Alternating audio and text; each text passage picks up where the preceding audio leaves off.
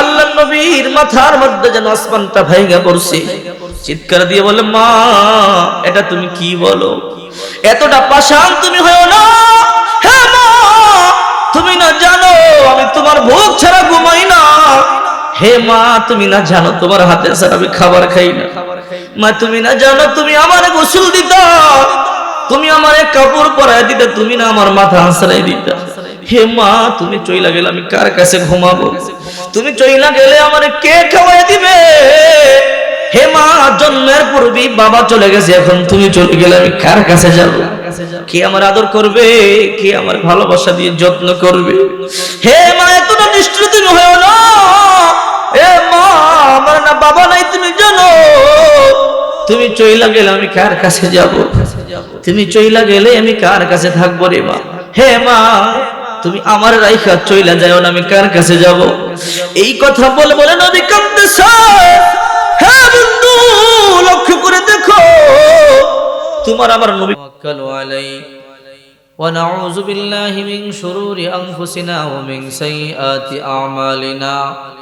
من يهده الله فلا مضل له ومن يضلله فلا هادي له ونشهد أن لا إله إلا الله وحده لا شريك له ونشهد أن سيدنا ومولانا محمدا عبده ورسوله أما بعد فأعوذ بالله من الشيطان الرجيم بسم الله الرحمن الرحيم قل إن كنتم تحبون الله فاتبعوني يحببكم الله ويغفر لكم ذنوبكم والله غفور رحيم وقال رسول الله صلى الله عليه وسلم لا يؤمن أحدكم حتى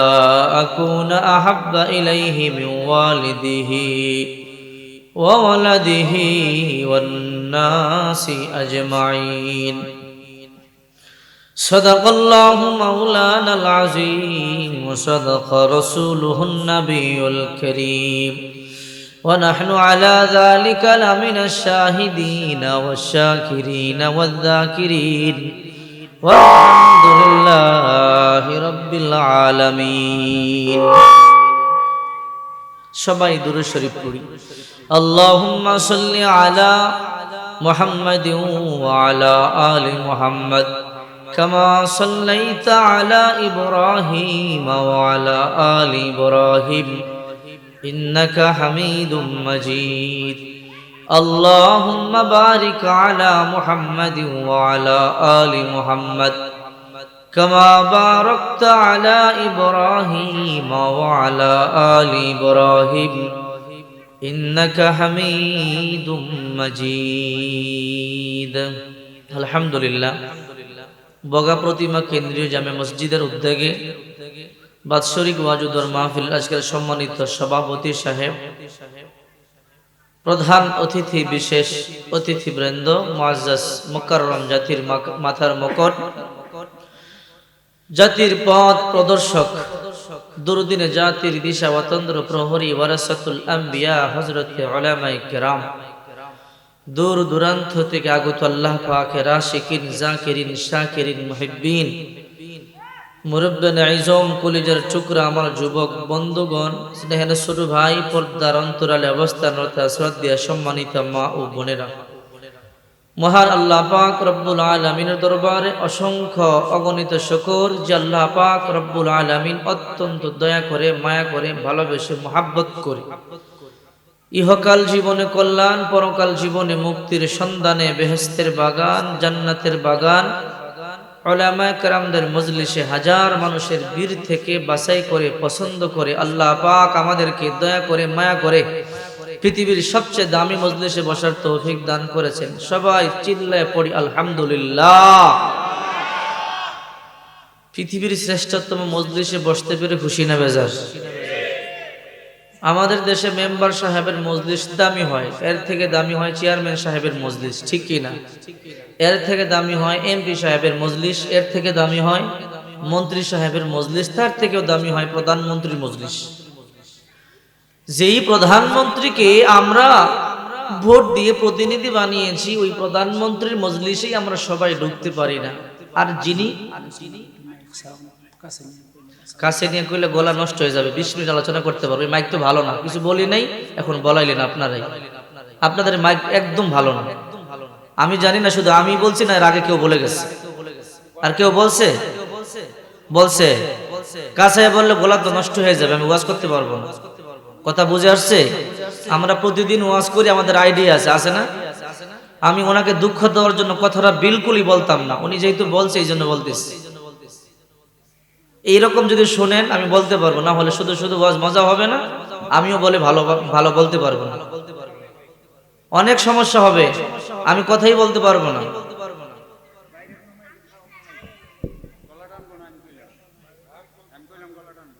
আপনি ওয়াজ করেন এসে আমাকে শিক্ষা দেন, আপনি তো গলা টানবো না বলেন কেন? টানতেছে দেখতেছি আমি প্রতিদিন ওয়াজ করি, আপনি আমাকে বলেন টানবে না।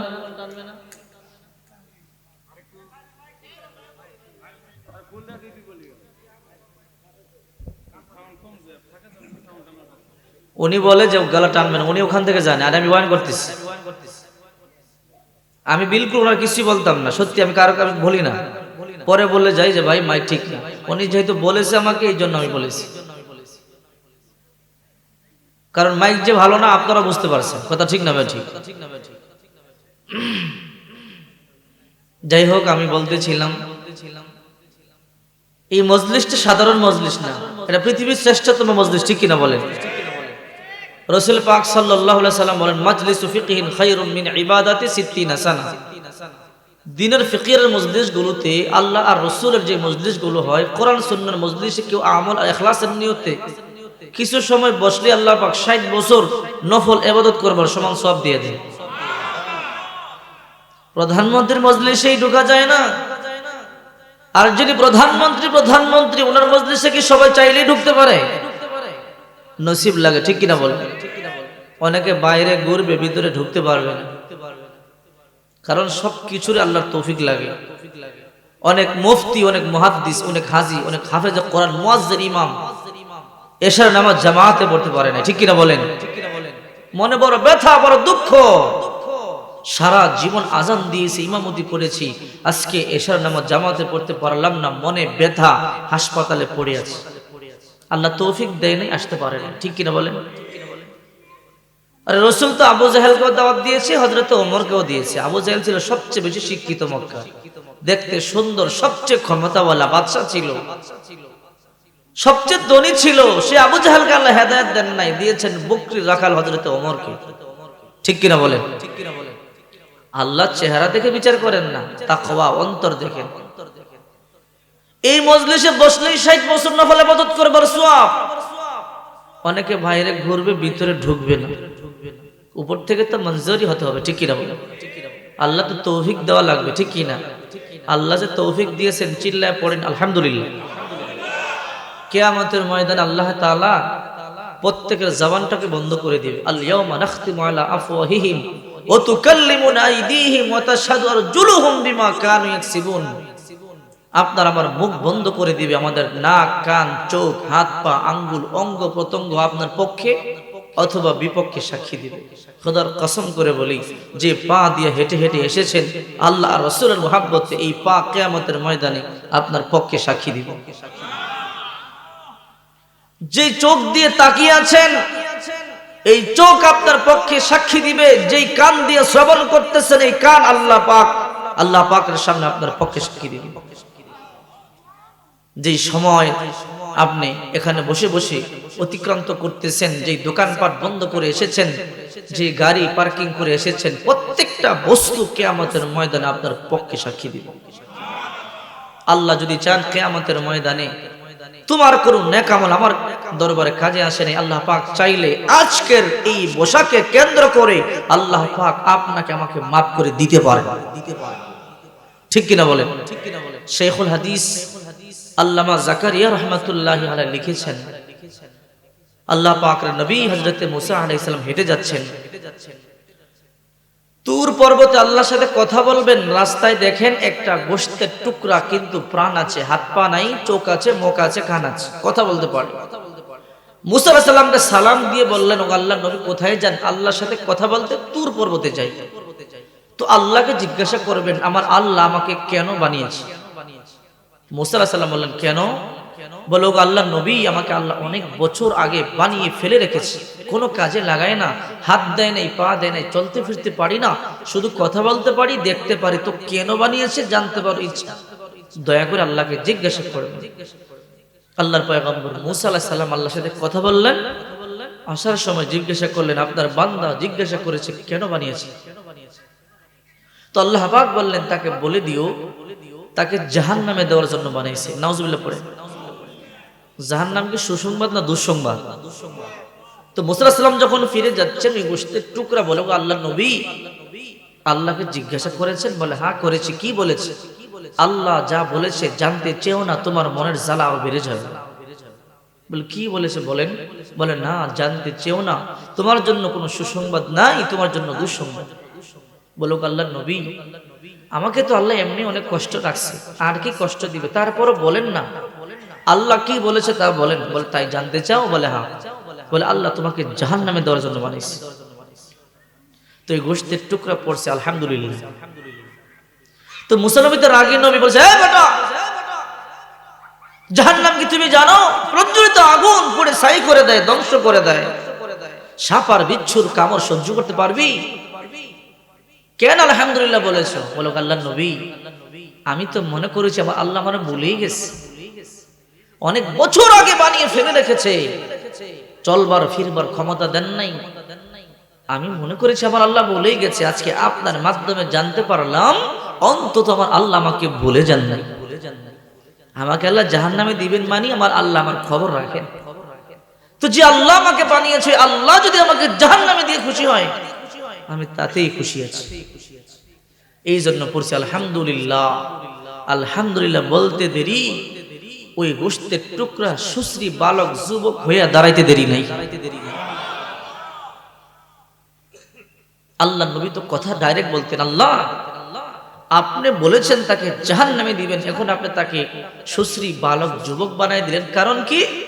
বলে, হ্যাঁ মুসা, শুধু তাকে যুবক বানাই নাই, সুসংবাদ গ্রহণ করো, তাকে জান্নাতীও বানাই দিস। বলে, কেন? বলে, আই হ্যাভ এ সুপ্রিম পাওয়ার, ইন্নাল্লাহা আলা কুল্লি শাইইন কাদির। সর্বক্ষমতার মালিক কে? আমি যদি কোনো ডিসিশন নেই, কারো কাছে অনুমতি নেওয়া লাগে না, কারণ পৃথিবীর সবচেয়ে ক্ষমতাওয়ালা বাদশা আমি।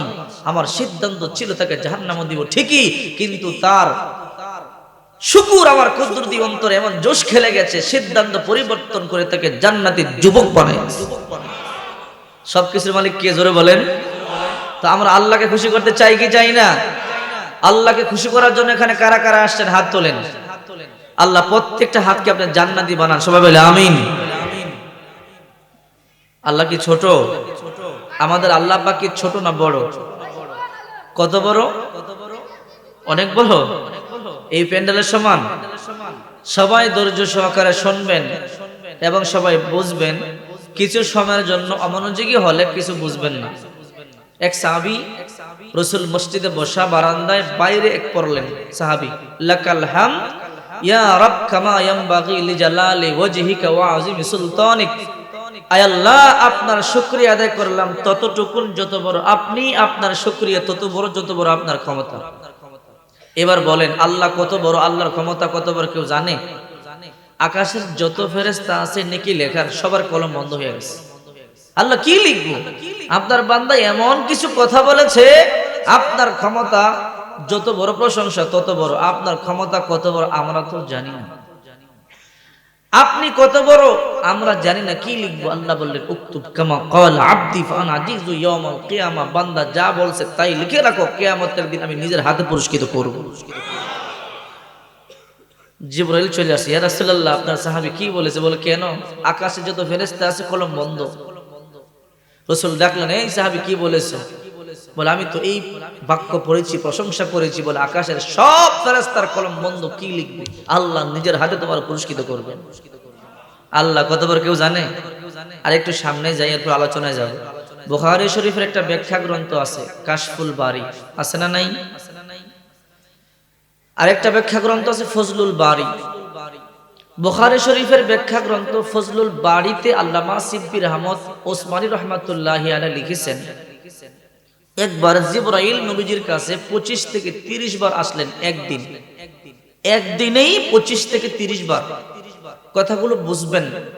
বাবা আদম থেকে শুরু করে ঈসা নবী পর্যন্ত লক্ষাধিক নবী, কোন নবীর কাছে জিবরাইল জীবনে 50 বারের বেশি আসেন নাই। কারো কাছে একবার, 2 বার, 5 বার, 10 বার, 49 তো 50, এর বেশি কোন নবীজির কাছে আসেন নাই। আর আমাদের নবীজির কাছে একাই এসেছেন 24,000। তো একদিনেই আসলেন 25 থেকে 30 বার। তো রাসূল জিজ্ঞাসা করলেন, জিবরাইল তোমার বাড়ি কোথায়? বলে, হুজুর আমার বাড়ি সিদরাতুল মুনতাহায়। তো সিদরাতুল মুনতাহা কোথায়?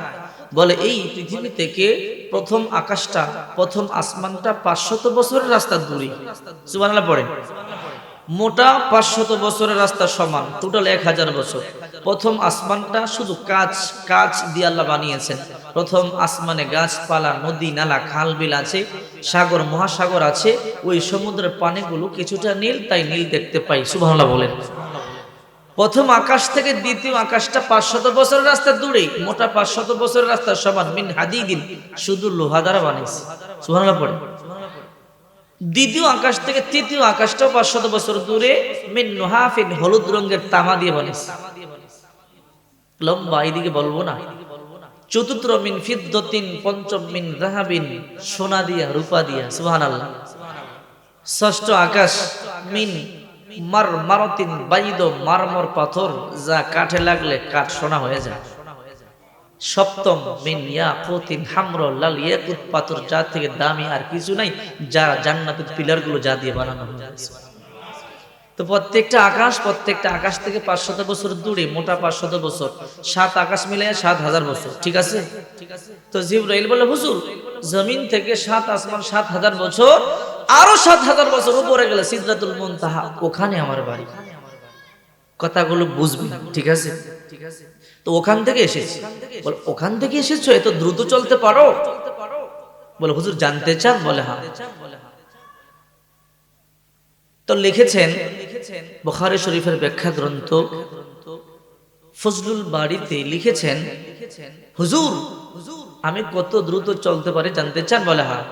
বলে, সিরিয়ার কেনানে ইউসুফ আলাইহিস সালামকে তার 10 ভাই হাত পা বেঁধে কূপের মুখে ফেলে দিয়েছে। He is going to down, সে নিচে যাচ্ছে, রানিং। একটা মানুষকে হাত পা বেঁধে কূপে ফেলে দিলে ওই মানুষটা নিচে যেতে কয় ঘন্টা লাগবে? মাত্র সেকেন্ডের ব্যাপার। ঠিক কিনা? হাত পা বেঁধে ছেড়ে দিয়েছে, সে নিচে যাচ্ছে। যাওয়ার সময় আল্লাহ আমাকে বলে, কোথায়? সিদরাতুল মুনতাহা। মনে আছে তো?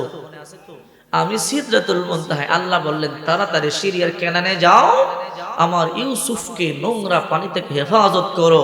আমি এসে দেখি ইউসুফ এখনো যায়, নোংরা পানিতে স্পর্শ হওয়ার আগেই আমি নূরের ডানা নিচে বিছাই দিছি। আমি এত দ্রুত চলতে পারি। হুজুর আরো জানতে চান? বলে, হ্যাঁ। বলে, মক্কার মিনা প্রান্তে ইব্রাহিম আলাইহিস সালাম ইসমাঈল আলাইহিস সালামকে জবাই দেওয়ার জন্য আল্লাহু আকবার বলে ফেলেছে। বলেন তো, আমরা পশু জবাই দিতে গিয়ে আল্লাহু আকবার বলে জবাই দিতে কত সময় দেরি করি? সেকেন্ড। বিরক্ত হচ্ছেন? চলবে? কিছু শিখার দরকার আছে না? নাই? শিখেন। তো আল্লাহু আকবার বলে ফেলেছে। আল্লাহ আমাকে বলে, এই জিবরাইল কোথায়? সিদরাতুল মুনতাহা। 7,000 আর 7,000, 14,000 বছর রাস্তা দূরে। সুবহানাল্লাহ পড়ে। ইন্না সিদরাতুল মুনতাহা ইনদাহা জান্নাতুল মাওয়া, ওইখানে জান্নাত। জান্নাত কোথায়? এখন যে জায়গাটার নাম বললাম ওইখানে। সুবহানাল্লাহ বলতে পারেন না? তো জান্নাতের পরিচয় দিতে গেলে সময় লাগবে। কোথায়? শোনেন এবার। তো আমাকে বলছে, তাড়াতাড়ি, ইব্রাহিম কিন্তু আল্লাহু আকবার বলে ফেলেছে, তুমি জান্নাতে যাও, জান্নাত থেকে একটা লোহার টুকরা নাও, একটা দুম্বা নাও, লোহার টুকরা নিয়ে দুম্বা নিয়ে মক্কার মিনা প্রান্তে যাও, গিয়া ইসমাঈলের গলার উপরে আগে লোহাটা দাও, যেন তার গলাটা না কাটে। ছুরিটার নিচে লোহা বিছাইয়া দাও, এরপরে ইসমাইলকে টান দিয়ে সরাইয়া দুম্বা দিয়া লোহা সরাই দিবা, দুম্বা জবাই হবে। আল্লাহু আকবার বলার পরে ছুরি যেতে সেকেন্ড এর মধ্যে আমি জান্নাতে গেলাম, লোহার টুকরা নিলাম, জান্নাত থেকে দুম্বা নিয়ে আমি 7 আসমান পাড়ি দিয়া মিনা প্রান্তে এসে দেখি ইব্রাহিমের ছুরি নিচে যায়, গলা স্পর্শ হওয়ার আগেই আমি তার নিচে লোহার টুকরা দিয়ে দিয়েছি। ইসমাইলকে টান দিয়ে সরাইয়া দুম্বা দিয়া লোহার টুকরা সরাইছি, জবাই হয়ে গেছে। আমি এত দ্রুত চলতে পারি। আরেকটা বুখারী শরীফের ব্যাখ্যা গ্রন্থ ফজলুল বারী, আল্লামা সলিমুল্লাহ খান সাহেব রহমতুল্লাহি আলাইহি লিখেছেন, একবার রাসূল জিবরাইলকে জিজ্ঞাসা করে, জিবরাইল ভাই, আপনি তো সব সময় আমার কাছে মানুষের আকৃতিতে আসেন, আপনার আসল আকৃতি একটু দেখতে চাই। তো জিবরাইল বললেন, রাসূল, আল্লাহ আমাকে 600 ডানা দিয়েছে, আমার একটা ডানাই আপনি যেই পৃথিবীতে বসবাস করেন এই পৃথিবীতে ছড়াতে পারি না। আমরা যেই পৃথিবীতে বসবাস করি সবচেয়ে ছোট পৃথিবী। রাসূল বলেন, বিশাল মরুপ্রান্তে একটা আংটি হারিয়ে গেলে আংটিটা খুঁজে পাওয়া যতটা সুকঠিন, প্রথম আকাশের তুলনায় আমাদের পৃথিবীটা শুধু আংটির মতো, দ্বিতীয় আকাশের তুলনায় প্রথম আকাশ আংটির মতো, এরকম প্রত্যেকটা আকাশ এক একটা থেকে এত বড়। সুবহানাল্লাহ পড়ে। তো হুজুর, আমার ডানাগুলো আমি আকাশে ছড়াতে পারি, এই পৃথিবীতে পারি না। তো রাসূল বললেন, তারপরও দেখাও, একটু দেখতে চাই। তো এরপরে তো রাসূল যেহেতু বলেছে, জিবরাইল বলে, রাসূল তাহলে আপনি এক কাজ করেন, চোখ বন্ধ করেন। তো রাসূল চোখ বন্ধ করলেন, কিছুক্ষণ পর চোখ খুলে দেখে পুরো পৃথিবীটা ছিল আলোক উজ্জ্বল, কিছু সময়ের জন্য পৃথিবীটা অন্ধকার হয়ে গেছে, মেঘাচ্ছন্ন। তো জিবরাইল বলে, হুজুর কিছু দেখছেন? বলে, কিছু দেখি নাই। বলে, কিছু দেখেন নাই? বলে, দেখলাম পৃথিবীটা আলোক উজ্জ্বল ছিল, মুহূর্তের জন্য পৃথিবীটা অন্ধকার হলো। বলে, আমার 600 ডানা থেকে মাত্র একটা ডানা আপনার পৃথিবীতে ছড়িয়ে দিয়েছিলাম, আপনার পুরো পৃথিবীটা ঢেকে ফেলে দিয়েছি। বুখারী শরীফের একটা ব্যাখ্যা গ্রন্থে এটা পেয়েছি। যাই হোক, আরেকটা ছোট্ট একটা কথা বলি, এরপরে সামনে যাব। আশরাফ আলী থানভী রহমতুল্লাহ আলাইহির নাম শুনছেন না? আমাদের আকাবির যারা ওয়াজ করেন, ওনার ইতিহাস থেকে, লিখিত গ্রন্থ থেকে অনেক আলোচনা শুনেন, আপনারা জানেন, এই নামটা মুখস্থ। উনি একটা কিতাব লিখছে, আল ইবকা। এই কিতাবে লিখেছেন, হাদিসের উদ্ধৃতি দিয়ে, একবার জিবরাইল আল্লাহকে বলে, আল্লাহ জান্নাত দেখব। বলে, কেন? জান্নাতের আয়াতগুলো নিয়ে যখন পৃথিবীতে আসি, মুহাম্মদ রাসূলুল্লাহর কাছে আলোচনা শুনতে বড় ভালো লাগে। তো এই জান্নাতটা আপনি উম্মতি মুহাম্মদীকে দিবেন, মানব জাতিকে দিবেন, তো এই জান্নাতটা একটু দেখতে চাই। আল্লাহ বলে, তুমি তো দেখতে পারবা না। বলে, কেন? বলে, না, সম্ভব না। বলে, আল্লাহ, আমি এত বিশাল আর আদম জাতি ছোট, এই আদম দেখতে পারবে, আমি পারবো না, এটা কেমন কথা? বলে, তুমি পারবে না, তো আপনি অনুমতি দেন, দেখি, চেষ্টা করি। আল্লাহ বললাম পারবা না। বলে, চেষ্টা করি। আল্লাহ বলে, যাও দেখো। অনুমতি দিলেন। ডানা কয়টা মনে আছে? 600। এক ডানাই আমাদের পৃথিবীতে ছড়াতে পারে না। অনুমতি নিয়া জান্নাতুন নাঈম, বড় জান্নাত নয়, ছোট জান্নাতের মধ্যে একটা, 2টা হাদিস সহিহ। এক হাদিসে আছে সবগুলো ডানা ব্যবহার করে 70 বছর উড়লেন, অন্য হাদিসে আছে 70,000 বছর উড়লেন। 600 ডানা ব্যবহার করে 70,000 বছর উড়ার পরে সবচেয়ে ছোট জান্নাত, জান্নাতুন নাঈম দেখবেন, বসে পড়লেন। প্রত্যেকটি ডানার গোড়া দিয়ে ঘাম বের হয়ে গেছে। বলে, আল্লাহ, মাপ চাই, আপনি আমার প্রতি রহম করেন, দয়া করে বলেন এই জান্নাতের কতটুকুন আসলাম আর কতটুকুন বাকি আছে। আল্লাহ বলে, কেন? তুমি দেখবা, দেখো। বলে, আর পারবো না, 70,000 বছরে ক্লান্ত হয়ে গেছি। আল্লাহ বলে, আমার জাত ও জালালের কসম করে বলি, জান্নাতুন নাঈমের lakh lakh crore crore million million trillion trillion pillar আছে, এর মধ্যে তুমি 70,000 বছরে মাত্র 2টা পিলার অতিক্রান্ত করতে পারছো। আল্লাহ কত বড় কেউ জানে? তো আল্লাহর শুকরিয়া হবে এত বড়। আল্লাহ যত বড়, আল্লাহর শুকর হবে। আল্লাহ বড় না? বড় না ছোট? আমরা পৃথিবীতে বসবাস করি, এই পৃথিবীটা অনেক বড়। এখানে আমার মনে হয় কেউ পুরো পৃথিবীটা এখনো ভ্রমণ করা সম্ভব হয় না। হয়েছে সবাই? সর্বোচ্চ 2, 3, 4, 5, 10টা দেশ, আমরা 2, 3, 4, 5টা দেশ ভ্রমণ করেছি। তারপরও মনে হয় বিশাল পৃথিবী। ঠিক না ঠিক? বিজ্ঞান বলে এই বিশাল পৃথিবী অথচ আকাশে যে সূর্য আছে এই সূর্যটা এই পৃথিবী থেকে 13 লক্ষ গুণ বড়। সূর্যটা প্লেটের মতো দেখি, তাও এই পৃথিবী দেখে 13 লক্ষ গুণ বড়, 9,30,00,000 মাইল দূরে। এটাই সবচেয়ে বড় না? বিজ্ঞান বলে সবচেয়ে ছোট যে তারকা, সবচেয়ে ছোট ব্যাটেল জুইস, সবচেয়ে ছোট তারকাটাও যে সূর্যটা এই পৃথিবী থেকে 13 লক্ষ গুণ বড়, ওই সূর্য থেকেও 33 কোটি গুণ বড়। ছোট তারকা যেটা, আর বড়টার হিসাব নাই, বিজ্ঞানদের মাথায় ধরে না। সবচেয়ে কাছের যে তারকাটা আছে প্রক্সিমা সেন্টারাই, সবচেয়ে কাছে যেটা দেখতে পান না সকালবেলা, বড় একটা তারকা কাছাকাছি মনে হয়। বিজ্ঞান বলে এটাও 2.3 লাখ ইয়ার্স দূরে। আলোর গতিতে গেল, আলো প্রতি সেকেন্ডে চলে 1,86,000 মাইল। এক সেকেন্ডে আলো সৌদি আরব 20-30 বার যেতে পারবে, আসতে পারবে এক সেকেন্ডে, এত দ্রুত চলে আলো। এই আলোর গতিতে গেল 2.3 লাখ ইয়ার্স লাগবে। এবার বাংলায় বোঝাই দিই সহজে, পৃথিবীর সবচেয়ে দ্রুতগামী যাত্রীবাহী বিমান বোম সুপারসোনিক প্রতি ঘন্টায় চলে 1300 কিলোমিটার। এই বিমান দিয়ে রওনা দিবেন প্রথম তারকায়, কিয়ামত পর্যন্ত যাওয়া সম্ভব হবে না, কারণ বিজ্ঞান মধ্যাকর্ষণ ভেদ করতে পারে না। যেতে হবে রকেট দিয়ে। কোন রকেট মনে আছে? নীল আর্মস্ট্রং চাঁদে গিয়েছিল। অ্যাপোলো 11 প্রতি সেকেন্ডে চলে 11 কিলোমিটার, মিনিটে 660 কিলোমিটার, প্রতি ঘন্টায় চলে 39,000 কিলোমিটার। যেই রকেট প্রতি ঘন্টায় 39,000 কিলোমিটার বেগে চলে, ওই রকেট দিয়ে পৃথিবীর সবচেয়ে কাছের তারকায় আজকে রওনা দিল 1,25,000 বছর লেগে যাবে।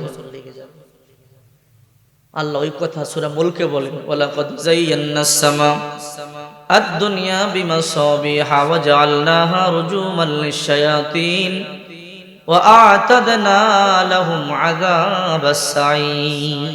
এই রকম একটা নয়, কোটি কোটি তারকা দিয়া তোমাদের প্রথম আসমানটা আমি আল্লাহ সাজায়া রাখছি। যাই হোক, আমি যে আয়াত পড়ছি ওই দিকে কিন্তু আলোচনা এখন একটু করি নাই, সম্পূর্ণ ভিন্ন। এবার আমার মূল আলোচনায় যাব। বসবেন তো আপনারা? চলে যাবেন না?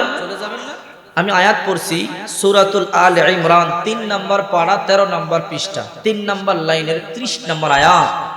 এই আয়াত আল্লাহ পাক রব্বুল আলামিন আমাদের নবীজিকে বলতেছেন, নবী কুল, আপনি বলে দিন, ইন কুনতুম তুহিব্বুনাল্লাহ, আপনার উম্মতকে যদি তারা আমি আল্লাহরে ভালোবাসে, ফাত্তাবিউনি, তারা যেন আপনার অনুকরণ করে। তাবাইন, তাবউনের ব্যাখ্যায় আরবি ব্যাকরণবিদগণ লিখেছেন এমন অনুসরণ, একটা লোক সামনে হাঁটতেছে, একটা লোক পিছনে হাঁটতেছে। সামনের লোকটা যেভাবে পা ফেলে, মাজা ধুলায়, হাত ধুলায়, ওই রকম কপি করে চলাকে বলা হয় তাবউন। যদি আপনার উম্মত এরকম কপি করে চলতে পারে, আমি আল্লাহ এদেরকে ভালোবাসবো, শুধু ভালোই বাসবো না, ওয়াগফির লাকুম যুনুবাকুম, আপনার উম্মতের জিন্দেগীর গুনাহগুলো মাফ করে দিব। আল্লাহ যদি আমাদের ভালোবাসে আর আমাদের গুনাহগুলো মাফ করে দেয়, তাহলে আমাদের আর কি চাই? ঠিক কিনা বলেন?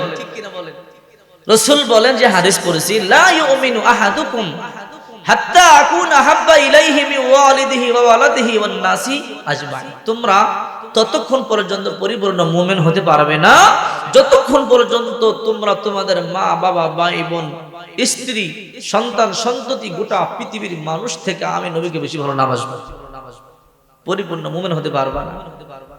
রাসূলকে জীবন থেকে ভালোবাসা দরকার আছে না নাই?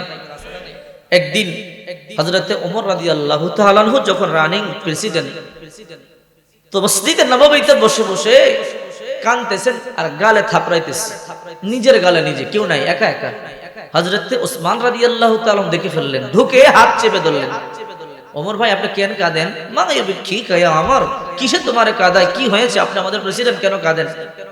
হযরতে ওমর চোখের পানিগুলো ছেড়ে ছেড়ে বলে, ওসমান ভাই, আমি যেই দুঃখে কাঁদি, আমার অন্তরে যে বেদনার আগুন জ্বলতেছে, ওই আগুন নিবানোর মতো পানি এই পৃথিবীতে নাই।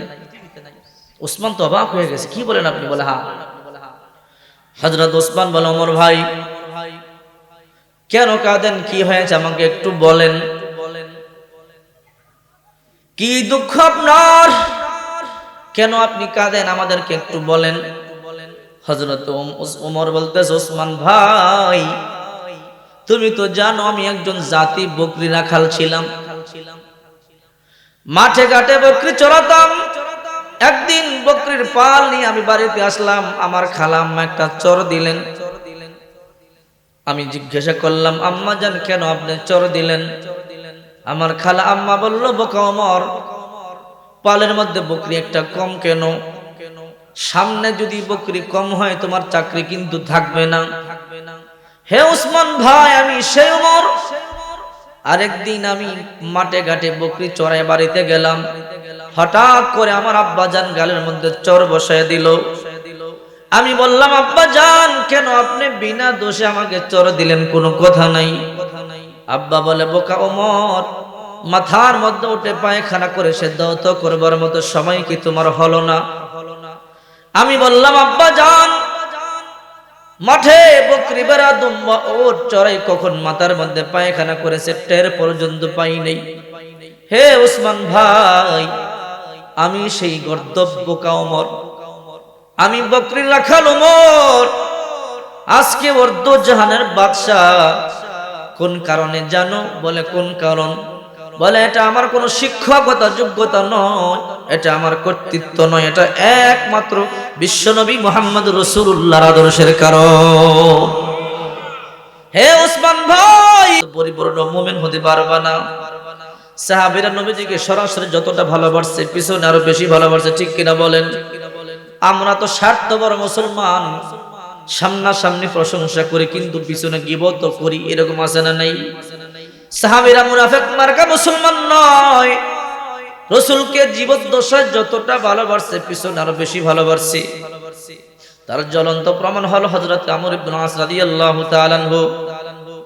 হযরত আমর ইবনে আস মিশর জয় করবার জন্য রওনা, মিশরের চতুর্দিক দিয়ে ঘেরাও করলেন আর বললেন, হে সাহাবীরা সাবধান, তোমরা অতর্কিত হামলা করবা না, নারী ও শিশুর উপরে কিন্তু তোমরা আক্রমণ করবা না। চতুর্দিক দিয়ে ঘেরাও করে রাখলেন আর বললেন, দেখি ইহুদিরা আমাদের সাথে পরামর্শের জন্য লিয়াজুর জন্য আসে নাকি।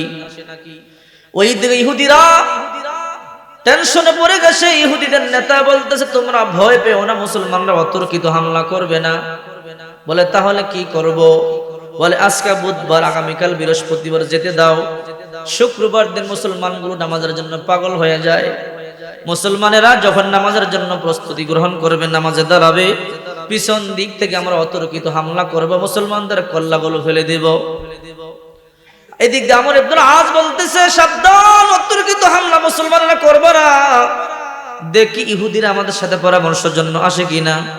বুধবার দিন চলে গেল, ইহুদিরা আসলো না। বৃহস্পতিবার চলে গেল, আসলো না। শুক্রবার সকাল 10টা বাজে, আসলো না। 2টা বাজে আমর ইবনে আস বললেন, তোমরা আজান দিয়ে দাও, জুমার নামাজের জন্য আজান দিয়ে দাও। জুমার নামাজের জন্য আজান দেওয়া হলো। আমর ইবনে আস রাদিয়াল্লাহু তাআলা আনহু নিজে জুমার খুতবা দিলেন, নামাজের জন্য দাঁড়ায়া গেলেন। আমর ইবনে আস রাদিয়াল্লাহু তাআলা আনহু যখন আল্লাহু আকবার বলে নামাজের জন্য দাঁড়ায়া গেলেন, পিছনে সাহাবীরা, ইহুদিরা বলে, এই তো সুযোগ, চলো আমরা পিছন দিক থেকে মুসলমানদের কল্লাগুলো কেটে ফেলি। ইহুদির আক্রমণের জন্য আসতেছে আর মুসলমানগুলো নামাজের মধ্যে থেকে ঘোড়ার আওয়াজ, তরবারির ঝনঝনানি আওয়াজগুলো শুনতেছে। এরপর একটা মুসলমান নামাজ ছাড়ে নাই। আল্লাহু আকবার। কিতাবের মধ্যে আছে, ইহুদিরা পিছনে এসে মুসলমানদের কল্লাগুলো কাটতেছে। যতগুলো মুসলমান শাহাদাত বরণ করেছে, কিতাবের মধ্যে আছে, যখন কবরে রাখা হয় প্রত্যেকটা মুজাহিদ, প্রত্যেকটা মুসলমান এইভাবে নামাজের মতো হাত বাঁধা ছিল। কিছুক্ষণ পর আমর ইবনে আস রাদিয়াল্লাহু তাআলা আনহু নামাজ কিন্তু পড়তে আছেন। সাহাবীদের চিন্তা হলো, পিছনে কাফের কিন্তু আমাদের সামনে আল্লাহ আছে, ঠিক কিনা বলে? আমাদের সামনে আল্লাহ আছে, আল্লাহ কিন্তু আমাদেরকে দেখতেছেন। এই জন্য আমর ইবনে আস রাদিয়াল্লাহু তাআলা আনহু নির্দ্বিধায় নামাজ পড়তেছেন। কিছুক্ষণ পরে যখন সালাম ফিরালেন, আসসালামু আলাইকুম ওয়া রাহমাতুল্লাহ, আসসালামু আলাইকুম ওয়া রাহমাতুল্লাহ। সালাম ফিরাতে দেরি, আসমান থেকে আল্লাহর নুসরত আসতে দেরি নাই। আল্লাহ পাক সাহায্য করলেন, প্রত্যেকটা কাফেরকে কচু কাটা করলেন আর গোটা মিশরকে মুসলমানদের কদম ধরে আল্লাহ দিয়া দিলেন। হে বন্ধু, যা বুঝাতে চাই, হযরত ওমর মিশর জয় করলেন। মিশর জয় করে জেরুজালেম জয় করবার জন্য রওনা দিলেন। যুদ্ধ করতে করতে যখন জেরুজালেমের চৌরাস্তায় চলে গেলেন, জেরুজালেমের চৌরাস্তায় বিশাল বড় ঈসা আলাইহিস সালামের বিশাল বড় একটা মাটি দিয়ে বানানো মূর্তি ছিল, সেই জায়গা পর্যন্ত চলে গেলেন। যাওয়ার পরে খ্রিস্টানদের মাথা নষ্ট হয়ে গেল। খ্রিস্টানেরা চিন্তা করতেছে মুসলমানদের সাথে আমরা পারবো না, মুসলমানদেরকে রোকা যাবে না, এই জন্য খ্রিস্টানদের মাথা গরম হয়ে গেল। সকালবেলা দেখা গেল খ্রিস্টানদের নবী ঈসা নবীর নাক কে যেন ভেঙে ফেলে দিয়েছে। ঈসা নবীর বিশাল বড় মূর্তির নাক কে যেন ভেঙে ফেলেছে। খ্রিস্টানেরা সকালবেলা মুসলমানদের শিবিরে গিয়ে বলে, হে মুসলমানেরা, তোমরা আমাদের সাথে যুদ্ধ করবে ভালো কথা, কিন্তু আমাদের নবী ঈসা নবীর নাক কেন ভাঙলা? আমাদের ধর্মীয় অনুভূতিতে কেন আঘাত দিলা? আমর ইবনে আস বলে, না না, আমরা কেউ তোমাদের নবীর নাক ভাঙি নাই। বলে, না না, তোমাদের মধ্যেই কেউ আমাদের ঈসা নবীর মূর্তির নাক ভেঙেছে। হে আমর ইবনে আস, তুমি বিচার করো, না হয় কিন্তু আমরা কিন্তু প্রতিশোধ নেব। আমর ইবনে আস বললেন, কিভাবে প্রতিশোধ নিবা? বলে, আমরাও তোমাদের নবী মুহাম্মাদের বিশাল বড় একটা মূর্তি বানাবো, তোমাদের নবীর নামে মূর্তি বানায়া মুহাম্মদী মূর্তির নাকটাও আমরা ভাঙা দিব, হিসাবটা বরাবর হবে। আমর ইবনে আস বলে, না না খ্রিস্টানেরা, এই কাজ তোমরা করো না, কারণ আমরা দেব না তোমাদেরকে আমাদের নবীর নাক ভাঙতে। আমরা প্রয়োজনে জীবন দিতে রাজি, কিন্তু আমাদের নবীর নাক ভাঙতে আমরা দিতে পারি না। খ্রিস্টান এবং আমর, তাহলে তোমরা বিচার করো। আমর ইবনে আস রাদিয়াল্লাহু তাআলা আনহু শিবিরে আসলেন। আয়েশা বলতেছে, হে মুসলিম মুজাহিদরা, তোমাদের মধ্যে কেউ কি খ্রিস্টানদের নবী ঈসা নবীর নাক ভাঙছো কিনা বলো। বলে, না, আমরা তো কেউ ভাঙি নাই।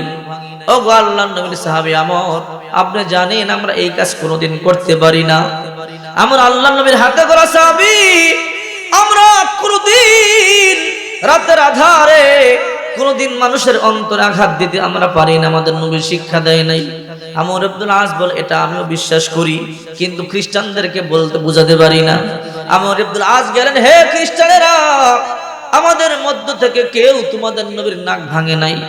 খ্রিস্টানেরা বলে, ঠিক আছে, তাহলে হিসাব বরাবর করব, আমরা তোমাদের নবীর মূর্তি বানায়া নাক ভাঙবো। আমর বলে, না না, সাবধান, তোমরা আমাদের নবীর মূর্তি বানায়ও না। এবার আমর দেখতেছে খ্রিস্টানেরা মূর্তি বানাবে। আমর বেবুদ্ধি দেখে বলে, হে খ্রিস্টানেরা, তোমরা আমার নাক কেটে নাও, আমি নিজের হাত দিয়ে তোমাদের নবী ঈসা নবীর নাক ভাঙছি। অথচ আমর ইবনে আস কিন্তু ভাঙে নাই, কারণ আমর দেখতেছে আমি বাধা না দিলে কিন্তু তারা আমাদের নবীর মূর্তি বানাবে, আমাদের নবীর মূর্তি বানায়া আমাদের নবীর নাক ভাঙবে, এটা রোখা যাবে না। এই জন্য আমর ইবনে আস বললেন, হে খ্রিস্টানেরা, তোমরা আমার নাকটা কেটে নিয়ে যাও, নাকের বদলা যদি নাক চাও তাহলে আমি সাক্ষ্য দিতেছি তোমাদের নবীর নাক আমি ভাঙছি, আমার নাক কেটে নাও। খ্রিস্টানেরা বলে, তাহলে তো ভালোই হয়, মুসলমানদের নেতা আমর ইবনে আসের নাক যদি কাটা হয় গোটা পৃথিবীর মানুষ বুঝবে মুসলমানেরা সন্ত্রাসী, রাত্রে বেলা মানুষের ধর্মীয় অনুভূতিতে আঘাত করে গোটা পৃথিবী থেকে মুসলমানদেরকে চাপ দেবে, আর মুসলমানগুলো লেজ গোটায়া মদিনার দিকে পালাতে বাধ্য হবে, আর বিনা যুদ্ধে আমরা গোটা জেরুজালেম আমরা খ্রিস্টানেরা জয় করে ফেলবো। ঠিক আছে, অমুক দিন জেরুজালেমের চৌরাস্তায় বিশাল বড় স্টেজ হবে, লক্ষ লক্ষ মানুষের সামনে আমর ইবনে আসের নাকটা কাটা হবে। বিশাল বড় প্যান্ডেল করা হলো, বিশাল বড় স্টেজ করা হলো। 3.5 লক্ষ শুধু খ্রিস্টানই ছিল, 3.5 লক্ষ। ইহুদি আছে, বৌদ্ধ আছে, লক্ষ লক্ষ মানুষ চতুর্দিক দিয়ে ঘেরাও করলেন, দেখবেন আমর ইবনে আসের নাকটা কাটা হবে। বিশাল বড় প্যান্ডেল করে হাত পা বেঁধে উপরে উঠানো হলো, লক্ষ লক্ষ মানুষগুলো তাকিয়ে আমর ইবনে আসের নাকটা কাটা হবে। প্রত্যেকটা সাহাবীর চোখ থেকে টপ টপ করে পানিগুলো পড়তেছে।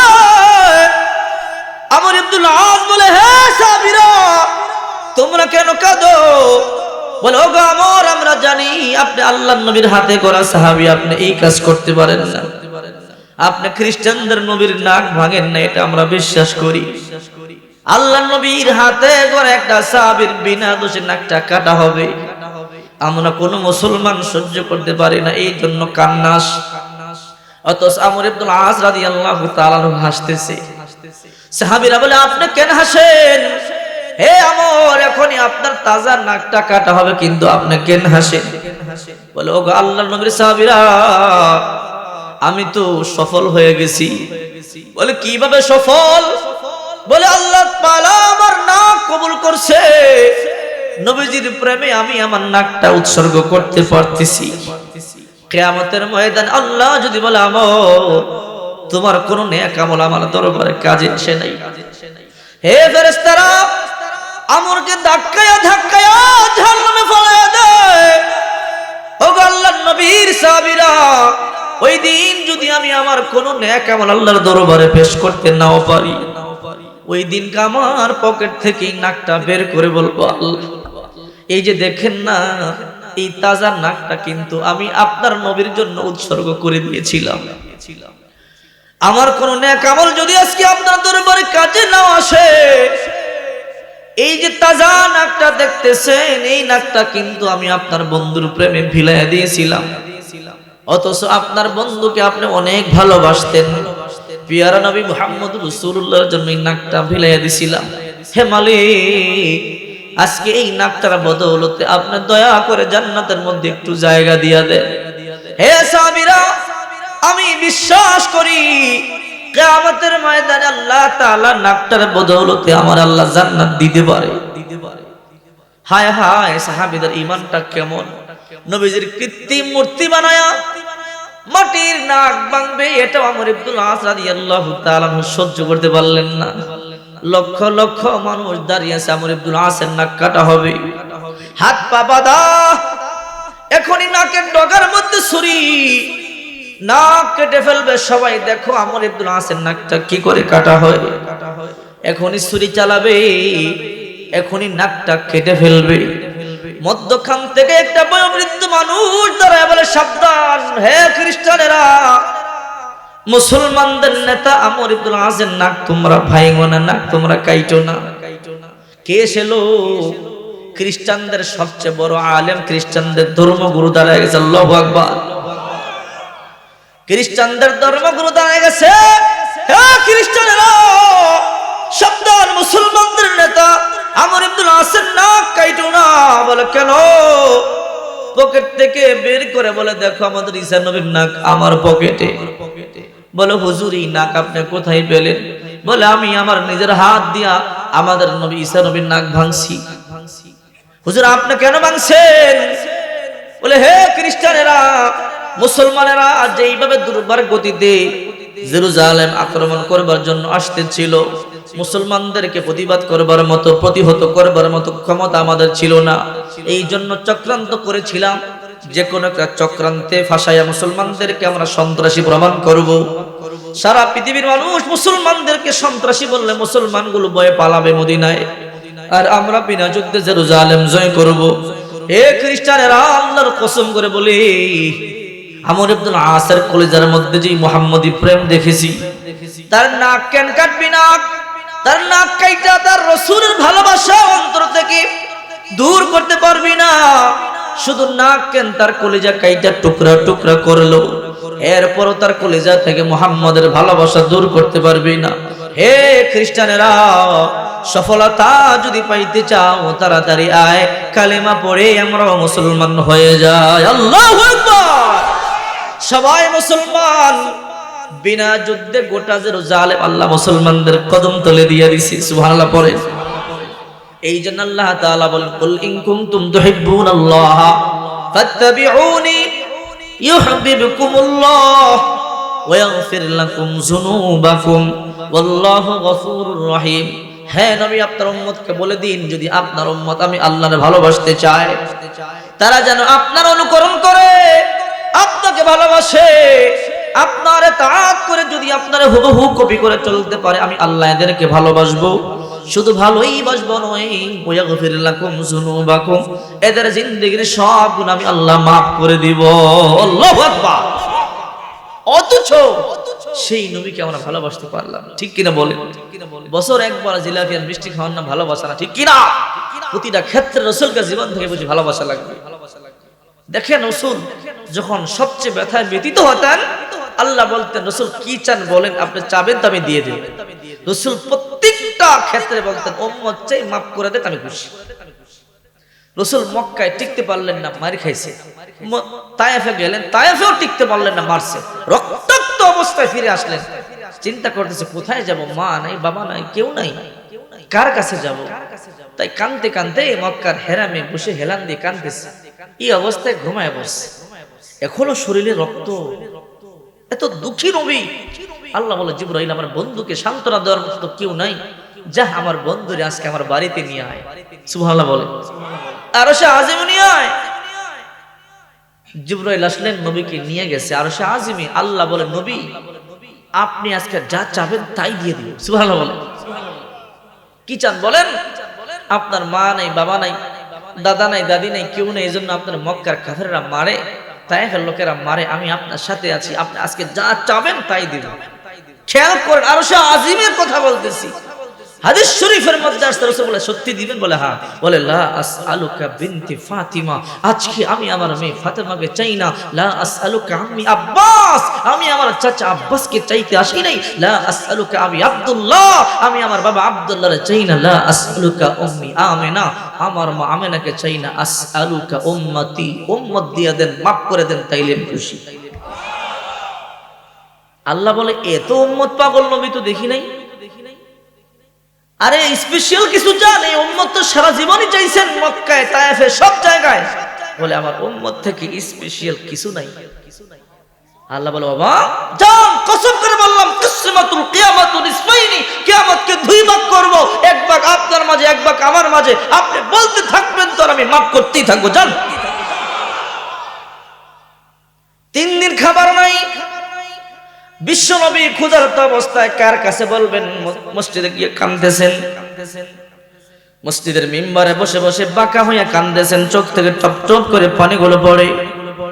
কাব ইবনে আজওয়া রাদিয়াল্লাহু তাআলা আনহু ঢুকলেন, বললেন বিআবি আনতা উম্মি ইয়া রাসূলুল্লাহ, আমার আব্বা আম্মা আপনার উপরে কুরবান হোক। মালি আরাকা মুতাগিয়্যিরাল্লাহ, আপনার চেহারার রং কেন পরিবর্তন হয়ে গেছে? কেন কাঁদতেছেন? কি হয়েছে? বাঁকা হয়ে কেন বসে আছেন?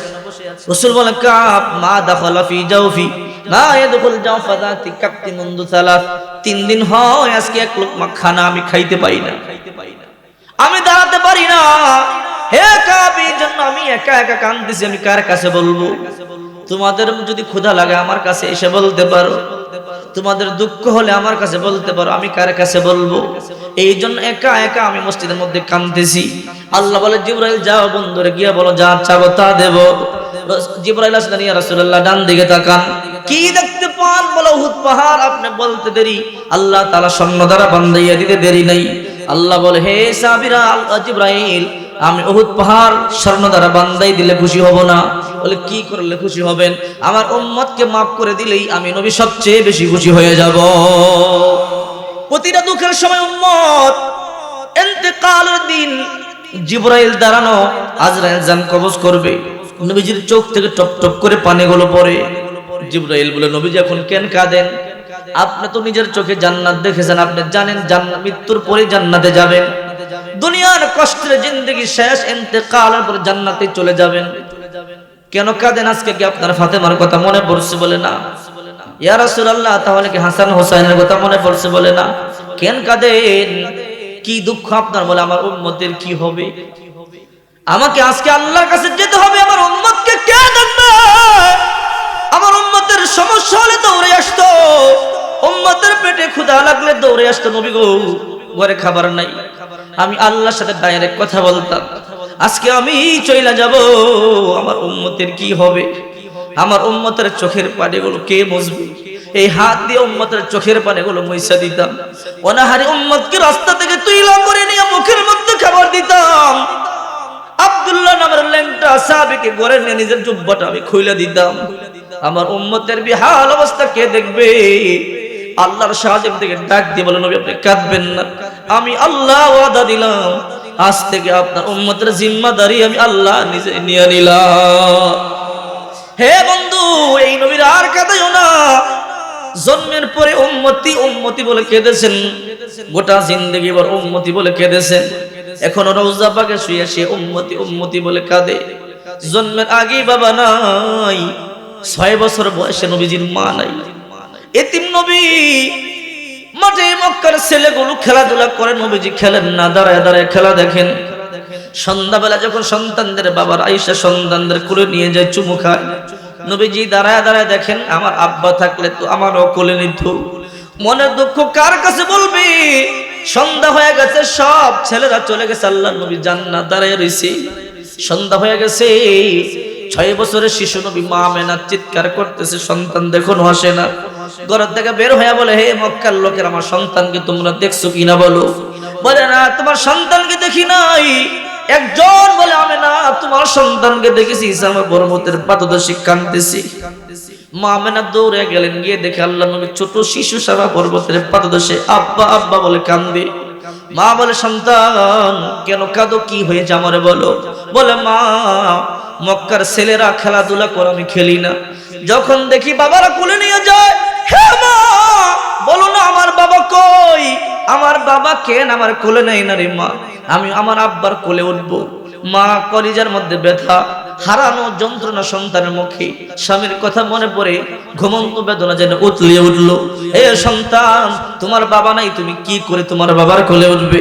বলে, মা আমার বাবা কই, শাম দেশে ব্যবসা করতে গিয়ে তোমার বাবা রাস্তায় মারা গেছে, সেখানেই খবর। হে মা, আমার আব্বার কবরের কাছে আমার একটু নিয়ে যাও, অন্তত আমি বাবার কবরটা জড়ায় ধরে কাঁদলে মনের ব্যথাটা দুঃখটা হালাল হবে।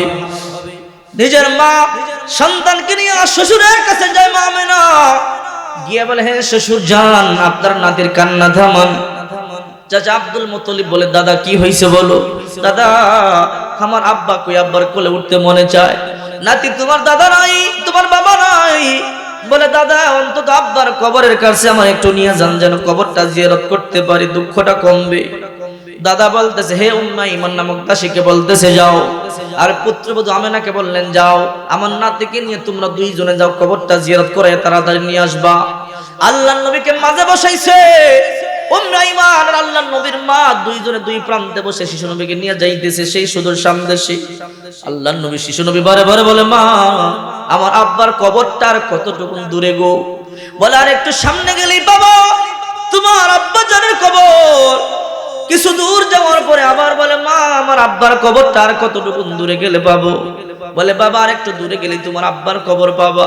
শিশু নবী আব্বার জন্য পাগল হয়ে গেছে, যারা মনে হয় বাস্তবে আব্বার কোলে উঠবে। আল্লাহর নবী বারে বারে বলে, মা বলো না আর কতটুকু দূরে গেলে আব্বার কবর পাবো।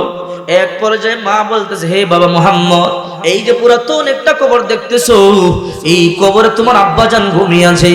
এই কথা বলতে দেরি শিশু নবী উটের পৃষ্ঠ থেকে লাফ দিয়ে পড়ে আব্বার কবরে গিয়া লাফ দিয়ে পড়ে গড়াগড়ি করতে আর দেরি করলেন না। আব্বার কবরে গিয়া গড়াগড়ি করে কান্না করে বলে, বাবা জন্মের আগেই তুমি আমার রেখে চলে গেলা। মক্কার ছেলেগুলো যখন বাবার কোলে উঠে দেখি বাবা চুমু খায়, সন্তান চুমু খায়, আমি সুদূর মক্কা থেকে আসি, বাবা একটু উঠো, তুমি আমার কোলে নাও, আমার মনের ব্যথাটা একটু দূর করে দাও। বাবা তুমি কোলে না নিলে কিন্তু মক্কায় আমি ফিরে যাব না, তুমি আদর না করলে কিন্তু আমি যাব না। শিশু নবী 6 বছরের বাচ্চা এরকম বলে বাবার কবরে চিৎকার করতেছে। মা বলে, সন্তান আর কেঁদো না, চলো মক্কায় চলে যাই, তোমার বাবা আর কোনোদিন উঠবে না। বলে, মা আমার বাবা যদি আমার কোলে না নেয় আমি আর মক্কায় ফিরে যাব না। হে মা বলো না আমার বাবা যেন আমার একটু কোলে নেয়। এইরকম করে করে শিশু নবী কাঁদতেছে। এমন কান্না আকাশ বাতাস আরশে আজিম পর্যন্ত সেদিন কেঁদেছিল, হাদিসের মধ্যে আছে। আল্লাহর নবী আব্বার কবরে গড়াগড়ি করে কাঁদে। মা সন্তানকে জোর করে উটের পৃষ্ঠে সওয়ার করে মক্কার দিকে রওনা। আল্লাহর নবী বলে, মা আমাকে ছেড়ে দাও, আমার বাবা আমাকে কোলে না নিলে আমি আর মক্কায় যাব না। মা সন্তানকে উটের পৃষ্ঠে ধরে রাখছে, অথচ আল্লাহর নবী বারে বারে লাফ দিয়ে পড়ে যেতে চায়। মা সন্তানকে জোর করে বসায় রাখছে, নিয়ে যায় মক্কার দিকে। কিছু দূর যাওয়ার পর আবাওয়া নামক জায়গার মধ্যে যখন আসলেন, আল্লাহর নবীর মা বলে, উম্মে আইমান দাসী তাড়াতাড়ি বিছানা বিছাও, আমি মনে হয় মক্কা যেতে পারবো না, আমার কলিজার মধ্যে ব্যথা শুরু হয়ে গেছে, বিছানা বিছাইয়া দাও। উম্মে আইমান বিছানা বিছাইয়া দিলেন। হে উম্মে আইমান, আমার হাত পা গুলো কেন যেন ঠান্ডা হয়ে যায়, তাড়াতাড়ি আমার একটু পানি দাও, পানি পান করলু। মাথার মধ্যে পানি দিল, কিন্তু মা আমেনা বলে, উম্মে আইমান আমার অবস্থা বড় বেগতিক, আমি চলতে পারবো না। মনে হয় আমি আর মক্কায় ফিরে যেতে পারবো না। হে উম্মে আইমান, তুই তো জানো এই মুহাম্মদের কিন্তু বাবা নাই। আজকে আমি মা যদি চইলা যাই, আমার সন্তানকে কে দেখবে, কে আদর করবে, কে লালন করবে? ও মেহমান, আমার সন্তানটারে কিন্তু আমানত হিসেবে তার দাদার কাছে ফিরাইয়া দিবি। হে ও মেহমান, আমার মুহাম্মদের কেউ নাই, তার বাবা নাই, আমি মা আজকে মনে হয় আর মক্কায় ফিরে যাইতে পারবো না রে, আমার সন্তানটাকে কিন্তু তার দাদার কাছে আমানত হিসেবে ফিরাইয়া দিবি। এই কথা বলে আল্লাহর নবীকে বলে, বাবা মুহাম্মদ আয় আমার বুকে আয়। হে বাবা মুহাম্মদ, আমি মা হিসেবে তোর দায়িত্ব পালন করতে পারলাম না, মনে হয় আমি আর মক্কায় ফিরে যেতে পারবো না রে বাবা, তুই আমার মাফ করে দে, আর উম্মে আইমানের সাথে দাদার কাছে চইলা যাবি। এই কথা বলতে দেরি আল্লাহর নবীর মাথার মধ্যে যেন আসমানটা ভাইগা পড়ছে। চিৎকার দিয়ে বলে, মা এটা তুমি কি বলো, এতটা পাষাণ তুমি হয়ো না। হে মা, তুমি না জানো আমি তোমার ভোগ ছাড়া ঘুমাই না। হে মা, তুমি না জানো তোমার হাতে ছাড়া আমি খাবার খাই না। মা, তুমি না জানো তুমি আমারে গোসল দিতা, তুমি আমারে কাপড় পরায় দিতে, তুমি না আমার মাথা আঁচড়াই দিতা। হে মা, তুমি চইলা গেলে আমি কার কাছে ঘুমাবো? তুমি চইলা গেলে আমারে কে খাওয়াই দিবে? হে মা, জন্মের পূর্বেই বাবা চলে গেছে, এখন তুমি চলে গেলে আমি কার কাছে যাব? কে আমার আদর করবে, কে আমার ভালোবাসা দিয়ে যত্ন করবে? হে মা, এত না নিষ্ঠুর তুমি হয়ো না। হে মা, আমার না বাবা নাই, তুমি জানো তুমি চইলা গেলে আমি কার কাছে যাব? তুমি চইলা গেলে আমি কার কাছে থাকবো রে মা? হে মা, তুমি আমার রাইখা চইলা যাও না, আমি কার কাছে যাব? এই কথা বলে বলে নবী কাঁদতেছে। হে বন্ধু, লক্ষ্য করে দেখো তোমার আমার নবী কত দুঃখী ছিলেন। এই কথা বলতে বলতে রাস্তার মধ্যে নিজের মা ইন্তেকাল করেন, নিজের মা চইলা যায়। আল্লাহর নবী একটা চিৎকার দিছে, আল্লাহ, আমার মা নাই, আমার বাবা নাই, আমি কার কাছে যাব? উম্মে আইমান বলে, ওগো নবী মুহাম্মদ চলেন, তাড়াতাড়ি মক্কায় চলেন। বলে, উম্মে আইমান আপনি চইলা যান, আমি যাব না। আমি মক্কায় কার কাছে যাব? যেই মক্কায় আমার মা নাই, যেই মক্কায় আমার বাবা নাই, আমি কার কাছে যাব? আমি কোন ঘরে যাব? হে উম্মে আইমান আপনি চইলা যান, যেখানে আমার মা, যেখানে আমার বাবা, আমিও সেইখানে থেকে যাব। শিশু নবীর কান্না থামাতে পারে না। উম্মে আইমান আল্লাহ নবীকে জোর করে উটের বৃষ্টি সওয়ার করে মক্কার দিকে রওনা দিলেন। দাদা ওই দিকে অপেক্ষা, নাতি কেন এখন আসতেছে না? বহুক্ষণ পরে দাদা দেখতেছে উটের কাফেলা আসতেছে, কিন্তু উটের মধ্যে ছিল তিনজন, দেখা যায় দুইজন। দাদার কাছে গিয়ে উট থেকে আল্লাহ নবী লাফ দিয়ে পড়ে দাদার গলায় জড়ায় কান্দে। হে দাদা, বলো না আমি কার কাছে থাকবো? আমার না মা নাই, আমার বাবা নাই। হে দাদা বলো না, কি আমার আদর করবে, কি আমার যত্ন করবে? কোন করে আমি যাব? কি আমারে বুকে নিয়ে ঘুমাবে? আমি না আমার মায়ের হাতে ছাড়া খাবার খাই নাই, আমি তো আমার মায়ের বুক ছাড়া ঘুমাই নাই।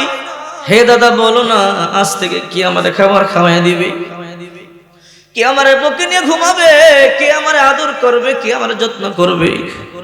দাদা বলে, নাতি কান্না করো না, আমি ওয়াদা দিলাম আমি যতদিন বেঁচে থাকবো তোমার মুখে খাবার না দিয়ে আমি দাদা কোনোদিন খাবার খাবো না। হে বন্ধু, 6 বছরের বালক, নবীজির মা নাই, বাবা নাই, কত দুঃখী আমার নবী। দাদা লালন পালন করেন, কিন্তু 3 বছর পরে দাদাও চলে গেছে। 9 বছর বয়সের বালকটার কেউ নাই। এখন আরো বেশি দুঃখ, এখন তো দাদাও নাই, দাদিও নাই, কোন ঘরে আমি যাব? আল্লাহর নবী 9 বছরের বালক খেজুর গাছের নিচে দাঁড়ায় দাঁড়ায় একা একা কাঁদতেছেন। কান্নার আওয়াজ যখন বেড়ে গেছে, আল্লাহর নবী বলে, খেজুর গাছ বল না আমি কার কাছে যাব? আমি কোন করে যাব? আমাকে কে খাবার খাওয়াবে? কি আমার লালন পালন করবে? কাঁদতেছি। চাচা ঘর থেকে দৌড়ায় আইসা আবু তালিব গর্দানে হাত দিয়ে বলে, ভাতিজা কেন নাই, আমার দাদা নাই, আমার দাদি নাই, আমাকে কে দেখবে? আমি কোন ঘরে যাব? চাচা বলে, ভাতিজা কাঁদিস না, আমি যতদিন বেঁচে থাকবো তোর সন্তানের মতোই লালন পালন করবো। আল্লাহু আকবার। হে বন্ধু, নবুয়তি পাইলেন, চাচা ব্যবসা শিখায়, বিবাহ পড়ায় দিলেন আম্মাজান খাদিজাতুল কুবরার সাথে। নবীজির নবুয়তি পাইলেন, দাওয়াত দেয়। মক্কার কাফেরগুলো আল্লাহর নবীকে মারবার জন্য আসলে চাচা দাঁড়ায়া বলে, হে কাফেররা সাবধান, আমার বাতিজার মা নাই, বাবা নাই, দাদা নাই, দাদি নাই, কি হয়েছে? আমি চাচা এখনো জীবিত আছি। আমি আবু তালেব যদিও মুসলমান হই নাই, কিন্তু সাবধান, আমার এতিম বাতিজার গায়ে হাত দিলে আমি তোদেরকে ছাড়বো না। মক্কার কাফেরগুলো ভয়ে চলে গেল। হে বন্ধু, কিছুদিন পরে চাচাটাও চলে গেছে। কত দুঃখী, একটু লক্ষ্য করে দেখো রে বন্ধু, কয়েকদিন পরে চাচাও নাই। মক্কার কাফেরগুলো বলে, এই তো সুযোগ, চলো আমরা মুহাম্মদকে হত্যা করে ফেলি। রাসূল মক্কার সামনে কোরআন তেলাওয়াত করতেছেন, মারবার জন্য আসলে আম্মা জান খাদিজা দাঁড়ায় বলে, সাবধান, আমার নবীর কেউ নাই, কি হয়েছে? আমি বিবি আছি, আমার বাবার বাড়ি ক্ষমতা কিন্তু কম নয়, যদি তোমরা আমার নবীর গায়ে আক্রমণ করো আমরা কিন্তু ছাড়বো না। কাফেরগুলো চলে গেল। হে বন্ধু, কিছুদিন পরে বিবিটাও নাই, এখন আর কেউ নাই, শেষ। নবীজি একা একা কাঁদতেছেন, আমার মা নাই, বাবা নাই, দাদা নাই, দাদি নাই, চাচা নাই, চাচি নাই, বিবিও নেই, কেউ নাই। মক্কার কাফেরগুলো বলে, এই তো সুযোগ, চলো মুহাম্মদকে হত্যা করে ফেলি, আজকে রাত্রে হত্যা করব। গভীর রাত আল্লাহর নবীকে হত্যা করবার জন্য ছুরি ধরাইতেছেন। আল্লাহ বলে, ও জিবরাইল যাও, এই মক্কায় না আমার বন্ধুর কেউ নাই, আমার বন্ধুর আজকে জবাই করে ফেলবে, তাড়াতাড়ি গিয়া বল আমার বন্ধু যেন আজকে রাত্রি মক্কা ছেড়ে মদিনায় চলে আসে। জিবরাইল এসে বলে, ইয়া রাসূলুল্লাহ তাড়াতাড়ি জাগেন।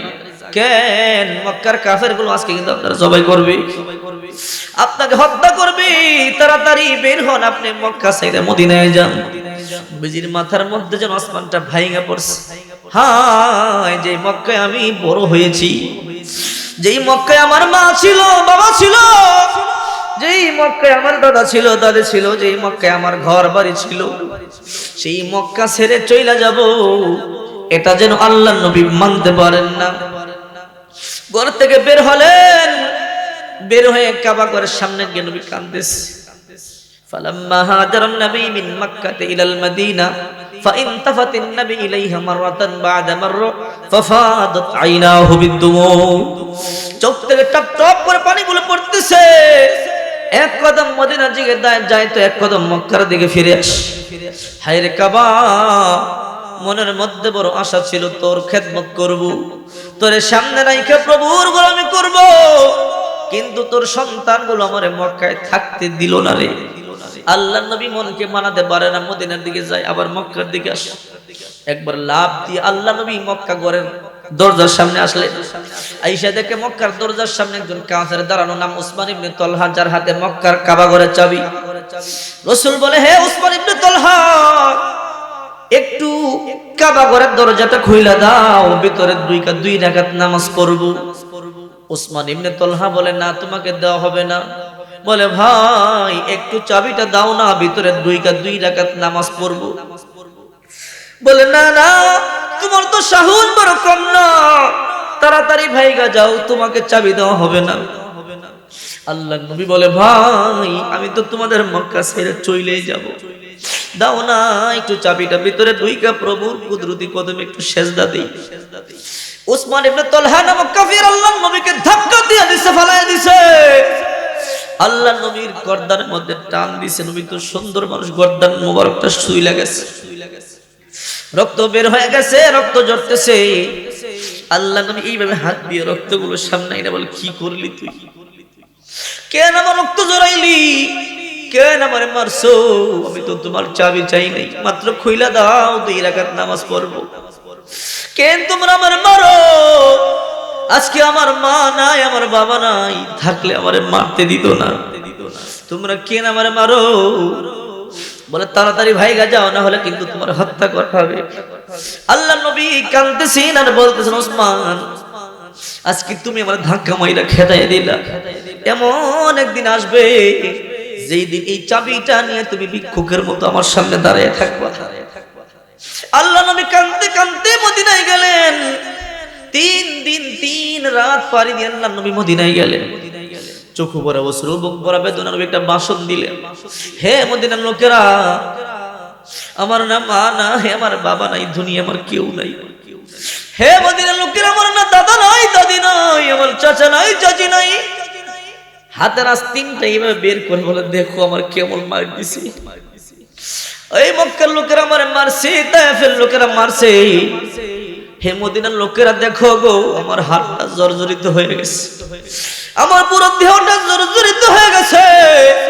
হে মদিনার লোকেরা, মক্কার আর তায়েফের লোকদের মতো তোমরাও কি আমারে মারবা? মদিনার লোকেরা গো, এই দুনিয়া কিন্তু আমার কেউ নাই, আমারে মারলে কিন্তু আমি আর মার সহ্য করতে পারবো না। আমার তোমরা মারলে তোমাদের মদিনায় আমি থাকবো না, আমি অন্য কোথাও চলে যাব। তোমরা বলো, তোমরা আমারে মারবা? মদিনার লোকেরা বলে, ইয়া রাসূলুল্লাহ, আপনাকে আমরা মারবো দূরের কথা, আল্লাহর কসম করে বলি আপনার জন্য আমাদের জীবনটা বিলায়া দেব। মাত্র 8 বছর, 8 বছর আল্লাহ তাআলা পুরো ক্ষমতা আল্লাহর নবীর হাতে দিয়া দিলেন। 10,000 সাহাবী নিয়ে মাথায় কালো পাগড়ি পরে রাসূল মদিনায় মক্কায় ঢুকতেছে, মক্কা বিজয় করবেন। আম্মা জান আয়েশা মসজিদ দিয়ে ঢুকতেছেন, একটু পরে জান্নাতুল মুআল্লা আয়েশা ওর থেকে নবীজির লাভ দিয়ে পড়ছে। সাহাবীরা বলে, নবী আপনি এখন কেন কাঁদতেছেন? বাচ্চার মতো নবী কাঁদতেছে। এ নবী কেন কাঁদেন? কি হয়েছে? বলে, সাহাবীরা, যখন মক্কায় আমার মা ছিল না, বাবা ছিল না, দাদা ছিল না, দাদি ছিল না, মক্কার কাফেরগুলো যখন আমারে মারতে আসতো, এই যে কবরে শুয়ে আছে তোমাদের আম্মাজান খাদিজা, এই খাদিজা ডাল হয়ে দাঁড়ায়া যাইতো, জীবনের সব সম্পদ ইসলামের জন্য দিয়ে দিয়েছিল। তোমাদের মা শুয়ে আছে, আজকে তোমাদের মায়ের কথা মনে পড়ছে, চলো একটু দোয়া করি। দোয়া করলেন, আমার ওটের বৃষ্টি সবার হয়ে মক্কার দিকে রওনা দিলেন। মক্কার দিকে রওনা দিছে, কাফের গুলো শুনছে মুহাম্মদের বেটা আব্দুল্লাহর বেটা মুহাম্মদ, অর্থাৎ মুহাম্মদ রাসূলুল্লাহ আসতেছে, কাউরে রক্ষা দিবে না, কারণ আমরা যে অত্যাচার করছি আজকে কিন্তু কাউকেই ছাড়বে না, সবাইকে হত্যা করে ফেলবে। কেউ গড়ে পালাইতেছে, কেউ গুহায়, কেউ দেশ ছেড়ে। রাসূল বলে, সাহাবীরা তোমরা কিন্তু কাউরে মারবা না যারা আত্মসমর্পণ করে। রাসূল একটু সামনে গেলেন, সামনে গিয়ে দেখে কাবা ঘরের সামনে ওই যে চাবিওয়ালা, মনে আসেনি? সেই চাবিওয়ালা দাঁড়িয়ে আছে, এখনো তার হাতে চাবি। আল্লাহর নবী তাকে দেখে চিনে ফেললেন, কি রে উসমান ইবনে তালহা, তুই কি সেই চাবিওয়ালা না যে আমার দূর দূর করে ধাক্কা মাইরে বলে তারাই দিছিলি? কেন আমার মারছিলি? আমি তো তোর কাছে ক্ষমতা চাই নাই, চাবির মালিক হতে চাই। মাত্র 2 রাকাত নামাজ পড়বার জন্য তোর কাছে চাবি চাইছিলাম, তুই আমার দূর দূর করে তারাই দিছিলি। কেন মারছিলি? কেন গভীর রাত্রে আমার ধাক্কা মেরে মেরে মক্কা থেকে বিদায় করে দিয়েছিলি? ওই দিন আমার মা থাকলে, আমার বাবা থাকলে কিন্তু আমার মারতে দিত না। এই দেখ, আমার গর্দানটা ধাক্কা দিয়া সিলে ফেলে দিয়েছিলি, এখনো দাগ লেগে আছে। কেন মারছিলি? ওমর বলে, হুজুর অনুমতি দেন, কল্লাটা ফালাই দেই। রাসূল বলে, না ওমর, আমি কাটবার জন্য আসি নাই। রাসূল বলে, তুই কি সেই উসমান ইবনে তালহা না যে আমার দূর দূর করে ধাক্কা দিয়া তাড়ায় দিছিলি? তোর কাছে মিনতি করে বলছিলাম, ভাই মাত্র চাবিটা দাও, নামাজ পড়ে শুইলেই তো যাবো, তোমাদের মক্কায় আমি থাকবো না। এরপরও কিন্তু তুই আমার চাবিটা দেশ নাই। তুই কি সেই তলহা না? বলে, হুজুর না, আমি সেই তলহা না। বলে, আমি ভুল করি না, তুই সেই তলহা। বলে, ইয়া রাসূলুল্লাহ, ওই সময় ভিতরে ছিল কুফুরের অন্ধকারে ভরা, এখন কালিমার তাওহীদের নূরে আমার অন্তর আলোকিত করে দিয়েছে, আমি মুসলমান হয়ে গেছি। নবী আপনি বলেছিলেন তুই ভিক্ষুকের মতো চাবি নিয়ে দাঁড়ায় থাকবি। এই যে দেখেন আমি ভিক্ষুকের মতো চাবি নিয়ে দাঁড়ায় আছি, নেন চাবিটা নেন, এই চাবি। রাসূল পাক সাল্লাল্লাহু আলাইহি ওয়াসাল্লাম চাবিটা হাতে নিলেন। ওসমান ইবনে তালহা বলে, ইয়া রাসূলুল্লাহ, এই হাত দিয়ে আমি আপনার ধাক্কা দিছিলাম, আপনার হাতের তরবারি দিয়ে হাতটা কাইটা ফালাইয়া দেন। পৃথিবীর সবচেয়ে দামি মানুষটাকে ধাক্কা দিছি, এই সেই পাপিষ্ঠ হাত। আমার হাতটা কেটে ফেলে। ওমর বলল হুজুর হুকুম দেন। বলে না না, এ সাহাবীরা শোনো, এই সেই চাবি যে চাবির জন্য আমার অনেক মারছিল, আজকে সেই চাবিটা আমি জীবনের জন্য ওসমান ইবনে তলহারে দিয়ে দিলাম। ওসমান ইবনে তলহা যতদিন বেঁচে থাকবে এই চাবির মালিক থাকবে, সে ইন্তেকাল করলে তার সন্তান মালিক হবে। এইভাবে কিয়ামত পর্যন্ত তার বংশে আমি এই চাবিটা ওয়াকফ করে দিলাম। এই হলো বিশ্বনবী মুহাম্মদুর রাসূলুল্লাহ। ঠিক কিনা বলেন? হ্যাঁ বন্ধু, আজকে আমি তোমাদের কাছে অনুরোধ করব, পৃথিবীর সবচাইতে দামি ঘর হলো আল্লাহর ঘর, মসজিদ। ঠিক কিনা বলেন? আল্লাহর ঘর মসজিদটা রাসূল পাক সাল্লাল্লাহু আলাইহি ওয়াসাল্লাম বলেন, মান বানা লিল্লাহি মাসজিদান বানাল্লাহু লাহু বাইতান ফিল জান্নাহ। যে আল্লাহর ঘর মসজিদ বানায়, আল্লাহ তার জন্য জান্নাতে ঘর বানায়। একটু লক্ষ্য করো বন্ধু, প্রতিদিন আমরা খবরে পাই হাজার হাজার মানুষ মারা যাচ্ছে। ঠিক কিনা?